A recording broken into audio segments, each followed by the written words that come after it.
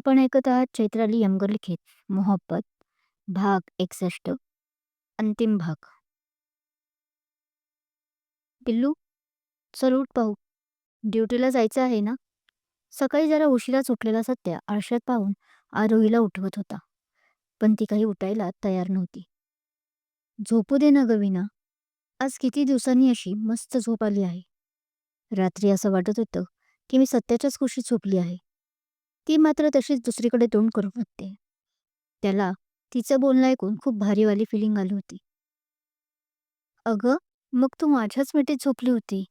जान, तुला आठवत नाही का काल रात्री आपल्यात काय झालं ते? तो तिच्याजवळ येऊन बसत तिच्या केसांवरून हात फिरवत म्हणतो. विनू, तुला आज झालंय काय? ती खुदकन हसून म्हणते.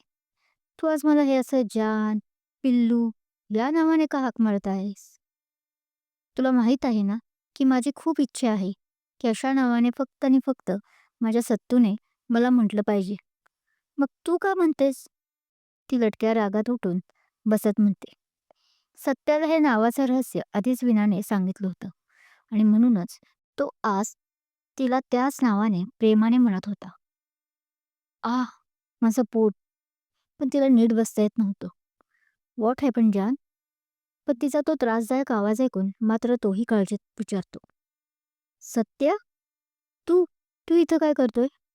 ती आपल्या पोटाला तशीच धरून त्याला असं अचानक पाहून थोडं घाबरतच म्हणते. मी कर मी काय करतो इथे म्हणजे? अगं जान, मी रात्रीच आलो आहे. तू विसरली की काय आपल्या सुहानी रात? तो डोळा मारत तिला म्हणतो. आह, पण तिचं पोट मात्र जाम दुखत होतं. कारण त्यांच्यात जे काही झालं ते पहिल्यांदाच तिच्या आयुष्यात घडलं होतं. सत्यालाही सकाळी उठल्या उठल्या थकवा जाणवत होता. पण तो लगेच बाथ घेऊन आल्याने आता जरा बरा होता. आरू, खूप दुखते का गं? पण तिचं आपल्याकडे नीट लक्ष नाही आणि तिला खूपच पेन होते हे त्याच्या लक्षात आलं. शिवाय बेडशीटही पाहून त्याला कळालं होतंच सर्व. चल पिल्लू, आपण पहिलं दवाखान्यात जाऊ. काही गोळ्या असतील तर त्या देतील त्यावर. त्याने म्हटलं तसं आता तिचं तो काय म्हणतोय हे लक्षात आलं. त्यात तिच्या लक्षात आलं की अंगावर कपडेही नाही. सत्या, आपण दवाखान्यात जाण्यापेक्षा तूच डॉक्टरांना बोलवशील का रे? माझं खूप दुखतंय. उभाही राहता येणार नाही. तिनेच मग त्याला रिक्वेस्ट केली. कारण आता कुठे जाऊन ती झोपेतून जागी झाली होती आणि तिला रात्री जो झाला प्रकार तो लक्षात आला होता. ओके ओके, मी बोलावतो. तू वॉश घेऊन ये. त्याने तिच्या इथून उठून म्हणाला. सत्या, पण कसं जाऊ? तो मात्र अजूनही बेडरूममध्येच असतो म्हणून तिला अजून लाजायलाही येत होतं. पोटही खूप दुखतंय. उभा नाही राहता येणार. थांब, मी तुला बाथरूममध्ये सोडतो. असं म्हणून सत्याने चादरसकट तिला घेतलं आपल्या 2 हातांवर आणि बाथरूममध्ये नेलं. थँक्स, ती कसरनुसं हसून म्हणाली. आपल्या नवऱ्याला कोण थँक्स म्हणतं का पागल? तो तिच्या डोक्यात मारून म्हणाला आणि लगेच बाहेर पडला. तीही मग भिंतीचा आधार घेऊन आपलं आवरायला लागली. तसे इकडे यानेही फॅमिली लेडी डॉक्टर जी त्याच्या आईची होती त्यांना इकडे यायला रिक्वेस्ट कॉल करून केली आणि नंतर बेडशीट वगैरे त्याने मशीनमध्ये टाकले आणि ती येईपर्यंत थोडी आवराआवरी केली. तसंच डॉक्टरांच्या सल्ल्याने त्याने तिच्यासाठी सूपही बनवायला घेतलं. थोड्याच वेळात डॉक्टरही तिला तपासून गेल्या. पहिलीच खेप असल्याने असं झालं असेल असं सांगूनही त्याचं समाधान होत नव्हतं. म्हणून डॉक्टरांनी त्याला काही घरगुती उपचारही सांगितले. पाण्याची पिशवी वगैरे, ज्यामुळे त्याला थोडं का होईना समाधान. सत्या, अरे किती प्रश्न, किती भांडावून सोडलेस डॉक्टरांना. काय म्हणाले असतील त्या? डॉक्टर जाताच ती थोडी दटावत म्हणाली. ते सगळं आता जाऊ दे. डॉक्टरांनी सांगितलं आहे तसं आधी सूप पी आणि गोळ्या खाऊन झोप पिल्लू. मी चौकीत जाऊन येतो. दोघेही नाहीत तर ते बरोबर वाटणार नाही. त्याने तिच्या हातात सुपाची वाटी देत म्हटलं. पिते मी. पण मला सांग, हे सकाळपासून जान, पिल्लू हे काय नवीन सुरू केलं आहे? तिने थोडं दटावतच परत विचारलं. का? तुला नाही आवडलं का? नाही म्हणजे मला तर असंच समजलं होतं की या नावाने मी हाक मारावी. लग्नानंतर अशी तुझी खूप इच्छा आहे. पण तो गोंधळून गालाला बोट लावत म्हणाला. आणि हे तुला नक्कीच त्या चोंबडीनं सांगितलं असणार. तिने लटक्या रागात म्हटलं. "ओय, ती माझी सालीसाहेबा आहे. हं, जरा बोलताना शब्द जपून." "चोंबडी काय चोंबडी? अगं किती कॉन्फिडेन्शियल गोष्ट तिने मला सांगितली. माहिती आहे तुझ्याबद्दल. नाहीतर तू तू आपण म्हातारे झालो असतो ना, तरी सांगितली नसती." त्याने तिला चिडवत म्हटलं. "जी सुनते हो, मुझे ना पिल्लू नाम पसंद था, जवानी में." तो म्हाताऱ्या आवाजात पुढे नक्कल करत म्हणाला. "ही, असलं काही की झालं नसतं हं. मला इतके लाजरी-बिजरी समजलास का तू? मी तुला आपल्या पहिल्या रात्रीला सांगणार होते." तिने पटकन म्हटलं. "हां मग? बघ, तुझी इच्छा झाली की नाही नकळत पूर्ण. आपली काल रात्री आपली काल पहिली रात्रच झाली की." तो हसून म्हणाला आणि तसं तिला रात्रीचं सर्व आठवलं. तशी ती गोड लाजली. "आ, डायरेक्ट काळजातच रुतला. कारभारीन तुमचा ह्यो इश्काचा बाण." त्याने छातीवर हात लावून नाटकी रूपात म्हटलं. "आह, सत्या यार." तिला भारीच लाजायला येत होतं. पण असं का हेच तिला कळत नव्हतं. "बरं बरं, नाही आता चिडवत. तू सूप घे आणि गोळ्या पण खा. तोपर्यंत मी चौकीला चक्कर टाकून येतो." तो माघार घेत हसून म्हणाला. रात्री सत्या सर आले होते घरी. माझी आणि आरोहीची माफी मागितली. अगदी फिल्मी स्टाईलने. चौकीत पोहोचताच विनाने नागराजच्या केबिनमध्ये येत सांगितलं. "तुझी माफी? आणि ती का? पण खरं तर त्याने माझी माफी मागायला हवी ना?" नागराज गोंधळून म्हणाला. "अरे तो माझ्याशी नीट वागत नव्हता पहिल्या दिवसापासून. आणि आरोहीलाही नीट बोलून द्यायचा नाही. कायम तिच्या पुढे पुढे करायचा. तू जॉईन व्हायच्या आधी 15 दिवस. खूप त्रास झाला होता तिला, ही आणि मलाही. पण त्याच्यापुढे ना तिचं काही चालत होतं, तर मग माझी तर गोष्टच दूर." तिने सांगितलं. "ओ गॉड! हा पोरगा असा असेल असं मला स्वप्नातही कधी वाटलं नव्हतं. अगं आम्ही ट्रेनिंगचे 6 महिने एकाच खोलीत राहिलो होतो. हा खूप शांत असायचा. फक्त आपलं ट्रेनिंग आणि तो बस एवढीच त्याची दुनिया होती. पण मग मीच हळूहळू त्याच्याशी बोलू लागलो. 4-5 शब्द बोलता बोलता चांगले फ्रेंड झालो. कधी कळाले नाही. आणि कसे ते 6 महिने गेले तेही कळाले नाही. त्यानंतर डायरेक्ट इथंच भेटलो." त्यानेही आपल्याबरोबरचा सत्याबरोबरचा अनुभव शेअर केला. तो तुमचा कालावधी खूप कमी होता आणि तुम्ही परत भेटणार की नाही हे माहीत नव्हतं ना. पण हिचं तसं नव्हतं. दोघंही प्रेमात होते एकमेकांच्या." तिने त्यांचं बोलणं ऐकून एक सुस्कारा सोडत म्हटलं. पण काल रात्री म्हणालेत की ते आता तसे वागणार नाही. त्यांची चूक त्यांच्या आता लक्षात आली आहे. कदाचित त्या वैशीमुळे हा फरक पडला असेल." ती विचार करता करता म्हणाली. "हं, तसं असेल तर देवच पावला म्हणायचा. कमीत कमी आरोहीच्या मागचा त्रास तरी जाईल." त्याने हसत तिला दुजोरा भरला. "हं." तिने हसून हुंकार दिला. "लग्न करशील माझ्याशी?" ती आरोही आणि सत्याचा विचारत असतानाच 5 मिनिटाच्या पॉजनंतर अचानक नागराजने तिला विचारलं. "व्हॉट?" पण तिचं लक्ष नसल्याने तिने त्याला काय म्हणालास म्हणून विचारलं. "माझ्या मुलांची आई होशील का?" ती पुढे काही बोलणार तोच नागराज अचानक दोन्ही गुडघ्यांवर खाली बसत तिच्यासमोर हात पुढे करत प्रेमाने बोलतो. त्याच्या डोळ्यात सध्या एक वेगळीच चमक होती. प्रेमाची लकीर स्पष्ट दिसत होती. त्याचं असं प्रपोज करणं मात्र विनाच्या डोक्यात शिरतच नव्हतं. ती मात्र खंबाप्रमाणे उठून उभी राहत त्याच्याकडे पाहत होती. हवी असलेली गोष्ट अशी अचानक आपल्यासमोर येत असेल तर असंच काहीसं आपण भांबावून जातो. अगदी तसंच तिला झालं होतं सध्या. "काही हरकत नाही. तू हवा तर वेळ घे अजून. पण मला तू पहिल्या दिवसापासूनच मनाला भिडली होतीस. तरीही मी तुझी वाट पाहत आहे हे मात्र लक्षात ठेव." ती काहीच बोलत नाही हे पाहून नागराजच नाराज होऊन उठून उभा राहत म्हणाला आणि परत आपल्या डेस्ककडे वळणार तसं त्याच्या गालावरची खळ खुलली. कारण मॅडमने त्याचा हात जो धरला होता. "मलाही तुम्ही आधीपासून पसंत होता आणि अजूनही आवडता. मी तुमच्या मुलांची आई व्हायला तयार आहे. पण आता वेळ होती आपल्या वेणूची."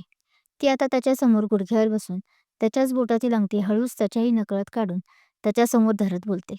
तसा त्याला खूप आनंद होतो आणि लगेच तो तिला उठवून आपल्या मिठीत समावतो. आज सकाळपासूनच आई आणि सत्याची गडबड उडाली होती. आज आरोहीला 9वा महिना लागला होता. बाळांची पावले कधीही या घराला लागणार होती आणि त्यामुळे त्यांनी आज तिचं गोदभराई करायचं ठरवलं होतं. संध्याकाळी बायका जमणार होते. त्यामुळे सत्याने आणि आईंनी तिला सकाळीच दिवसभर आरामच करायला सांगितले होते. कारण नंतर तिची थोड्या प्रमाणात का होईना दगदग होणार होती. दिवस खूप भरभर गेले होते. आरोही आणि सत्याची ती रात्र लग्नाच्या आधीची. तिने त्यांना या गोड जबाबदारीत बंदिस्त केलं होतं. 2 महिने ती प्रेग्नंट आहे हे कळताच सत्याच्या आईने कसलाही त्रागा न दाखवता या दोघांचा विवाह अगदी पारंपरिक पद्धतीने लावून दिला होता. "अरे सत्या, पार्लरवालीला सांगितलं आहेस ना आज दुपारीच यायला?" तो आपल्या आरशासमोर उभा राहून आवरतच होता, की तोच मागून निवांत पडलेल्या आरोहीने त्याला घाईत विचारलं. "हो ग राणी, सांगितलं आहे कालच तिला. ती येईल म्हणाली दुपारी 1-2 वाजेपर्यंत. डोंट वरी." तो हसून आपल्या हातात घड्याळ घालत म्हणाला. "ओके." तिने मान हलवली. "अरे हां, ते मेहंदीवाली, तिला कधी बोलवलं आहेस?" पण लगेच तिला अजून काहीतरी आठवलं. "तीही 11 वाजता येते म्हणाली. म्हणजे पार्लरवाली तोपर्यंत मेहंदी सुकलेली असेल." त्याने गालात हसत तिच्याजवळ येत म्हटलं. हे बरं केलंस तू. नाहीतर मागच्या वेळी आपल्या लग्नाला जे झालं, तसं सगळं घाईघाईत झालं असतं आणि मग तुलाच हातावर माझ्या मेहंदी काढावी लागली असती." तिने आपल्या लग्नाचा मेहंदीचा दिवस आठवून म्हणाली. "डोंट वरी डिअर, असं काही यावेळी होणार नाही. शेवटी तुझ शेवटी हा तुझ्या आय मीन आपल्या या क्यूट मोमेंटला मी असं कसं स्पॉईल करेल?" तो तिचे गाल ओढत म्हणाला. "ओह, म्हणजे तो आपला खास, स्पेशल मोमेंट नव्हता म्हणून तू तू असा वागला ना? मुद्दाम स्पॉईल केला ना?" ती लटक्या रागात म्हणाली. "हां, बरोबर आहे. त्यावेळी माझी मेहंदी फंक्शन होते ना. मग तू असंच वागणार. आता तुझी लाडकी लेक आहे ती या जगात म्हटल्यावर तू माझ्यापेक्षा तिलाच जास्त महत्त्व देणार." ती गाल फुगवून म्हणाली. जुळे असल्याने ते गेल्या 6 महिन्यांपासून हेच स्वप्न रंगत होते रोज, की एक मुलगी असणार, जी त्याला हवी होती, तर एक मुलगा असणार, जो तिला हवा होता. देवानं दोघांनाही न्याय दिला होता, की पुढे यावरून त्यांची भांडणे होता कामा नये. "आरू, हे काय आता भलतंच?" त्याने मात्र तिचं ऐकून कपाळावर हात मारला. अजून त्यांची छुटकी आलीही नव्हती, तोपर्यंत हिने जेलस फिली करायला सुरुवात केली होती. एकेकाळी असा स्वभाव त्याचा होता. पण या 6 महिन्यात तिचा बनला होता. म्हणजे तिला खरं तर सतवायला मजा वाटायची. तो लगेच तिचा रुसवा काढायचा, जे आधी त्याला अजिबात जमत नव्हतं. पण या 6 महिन्यात त्याची इतकी प्रॅक्टिस झाली होती, कसं तिला मनवायचं यासाठी ते. "हं, आता तू असंच म्हणणार मला, माझ्यावरच चिडणार. तुझी लाडकी लेक जी येते तुला साथ द्यायला. ती पण बघ, बरोबर तुझा आवाज आला की पाय मारते. लबाड कुठली. ती आता अजूनच आलेल्या ती आता अजून न आलेल्या आपल्या चिमुरडीवर घसरली. पण तिचं असंच मजाक चाललं होतं. आता ती बाबाची लाडकी आहे म्हटल्यावर ती मलाच साथ देणार. हो की नाही सोनू?"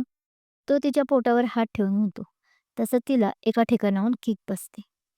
"हं, आली बाबांची लाडकी. सोनू, तुझे बाबा हे आधी माझे आहेत हां, मग तुझे." ती आता त्याच्या हातावर हात ठेवून बोलते. "आई माते जगदंबे, किती तो राग त्या पिल्लावर माझ्या." तो आता तिच्यापुढे हात जोडून म्हणतो. "नाही गं सोनू, तू ये आधी बाहेर. मग आपण आईकडे पाहू. आधी मी तुझा ओके आधी मी तुझा ओके, जान?" तोही आता तिला चिडवण्यासाठी म्हणतो. "ठीक आहे, राहा मग बाबांची तू जान बनून. पण तुझ्याबरोबर ना तुझा दादाही येणार आहे, माझी जान बनून. मग बघ, आम्ही एका टीममध्ये असू आणि बाबा गेला ना, तुझा लाडका, मग मी व माझी जान बघू. हो की नाही जान?" तसं तिला दुसरीकडून किक बसली. जणू हे दोघे आपल्या आईबाबांना रिस्पॉन्स करत होते. "बघ बघ, तोही तयार आहे." ती एकदम चिवतळून म्हणाली. "हे तुला कसं कळालं की त्याने तुला लाथ मारली?" "काय माहीत माझ्या बच्च्याने रागाने लाथ मारली असेल." पण त्याला हे तिचं गणित कधीच कळायचं नाही, की तिला हे कसं समजतं की एक लाथ या बाळाने आणि दुसरी त्याने. "अरे सोप्पं आहे. जेव्हा मला पहिली किक बसली, तेव्हा तुझा आवाज येत होता म्हणून. ती किक तुझ्या लाडकीनं मारली," म्हटलं. "आणि मी बोलायला लागल्यावर मला दुसरीकडून किक बसली, म्हणजे माझ्या लाडक्यानं." तिनं हसून स्पष्टीकरण दिलं. "तू आणि हे तुझं इनलॉजिकल बोलणं." पण त्याला मात्र हे डोक्यावरून जात होतं. पण ज्या बाईच्या गर्भात ते एवढुसं जान वाढत असतं, तेव्हा तिलाच माहीत असतं की तिचं पिल्लू तिच्या बोलण्यावर कसं रिॲक्ट होतं. ती एक सुखद अनु तो एक सुखद अनुभव असतो प्रत्येक आईसाठी. अरे खरंच, ती हसून म्हणते, "बरं, तो यात अनुभवी नसल्याने माघार घेतो. आता शांत झोप 2 तास. मग परत माझी लेक तुझ्यामुळे ताटळून जाईल. 2 तास जे मेहंदीला लागणार आहेत." त्याने तिच्या कपाळावर ओठ टेकवत हसून म्हटलं. तिनेही होकार भरला, कारण तिलाही खूप दमल्यासारखं झालं होतं आणि हेवी नाश्ता, गोळ्या खाल्ल्याने झोपही आली होती. तिने मग त्याच्या गालावर किस करून लगेच गुड नाईट म्हणत पांघरून मानेपर्यंत ओढून झोपही गेली. तोही मग आपला नाश्ता करायला खाली गेला. आधी तो तिला नाश्ता गोळ्या द्यायचा आणि मग स्वतः करायचा. हा गेले 6 महिने त्याचा नियम होता. थोड्याच वेळात तिचं ढोवाळ जेवणही सुरू झालं. हातावरची मेहंदी त्या बाईने तर काढली होतीच, पण सत्याने तिच्या एका हातावर त्यांनी ठरवलेली एकेकाची नावं लिहिली होती तिच्या हातावर. आईने त्याला यासाठी रागे भरले होते, कारण एक नाव मुलीचं आणि एक नाव मुलांचं लिहिलं होतं. पण काय माहीत देवाच्या मनात काय आहे ते. उगीच तसं नाही घडलं तर तोच दुःखी व्हायचा, असं आईंना वाटत होतं, म्हणून त्या रागवल्या होत्या. पण परत सत्याने जे काही असेल ते मला मान्य आहे आई. हे तर मी आम्हा दोघांच्या समाधानासाठी केलं, असं सांगून हसून आईला समजावलं. त्यामुळे त्याही शांत झाल्या. डोहाळे जेवण सुरू झालं तसं फोटो शूटिंग, गाणी, डान्स भरपूर कार्यक्रम झाले, ज्यात वीणा नागराजही सामील झाले होते. यावेळीही जेवण होताच, मग सगळ्या पाहुण्यांची पांगापांग होताच आईंनी तिला स्ट्रिक्टली झोपायला जायला सांगितलं. खरं तर त्यांनी आधीच सांगितलं होतं, पण तीच त्याच्या मावशीपाशी बसून राहिली होती, गप्पा मारत. त्यामुळे आता स्वतः आईंनीच तिला जबरदस्तीनं पाठवलं होतं. सगळा कार्यक्रम व्यवस्थित पार पडला होता. रात्रीही सत्या आणि आई गाढ झोपलेले असताना अचानक हिच्या आवाजाने उठले. तिच्या पोटात दुखत होतं. कळा सुरू झाल्या होत्या. सत्याला तर कळतच नव्हतं काय करावं. तसं आईनेच त्याला बॅग घेऊन या यायला सांगितलं मागून आणि त्या जवळच असलेल्या हॉस्पिटलमध्ये नेण्यासाठी गाडीजवळ तिला हाताला धरून बाहेर पडल्या. सत्याही मागून आला आणि ते तिघे हॉस्पिटलमध्ये गेले. पुढच्या तासाभरातच त्या दोघांना चुळे झाले होते. आधी मुलगा आणि नंतर मुलगी. जे त्यांनी स्वप्न पाहिले होते ते आज साकार झाले होते. थोड्याच दिवसात त्या बाळाचं नामकरण झालं. मुलाचे नाव सात्विक तर मुलीचे नाव सात्विका ठेवले. अर्थात विना आत्याला हा मान मिळाला होता. सत्याने पुढच्या 15 दिवसातच आपली ड्युटी जॉईन केली होती, पण आरोहीने मात्र अजून 6 महिने रजा वाढवून घेतली होती आणि ती सध्या आपल्या आईबरोबर आपल्या बाळाच्या बाललीलामध्ये रंगून गेली होती. समाप्त. कथा कशी वाटली ते जरूर सांगा. कथेचा आज शेवट झाला असला तरी तुम्ही कथा कशी वाटली हे या शेवटच्या भागात नक्की सांगा कमेंट करून. कथा आवडत असल्यास लाईक करा, कमेंट करा, शेअर करा आणि हो, चॅनल अजून सबस्क्राईब केला नसेल, अजूनही नवीन दुसऱ्या गोष्टी ऐकायच्या असतील तर सबस्क्राईब जरूर करा. Thank you.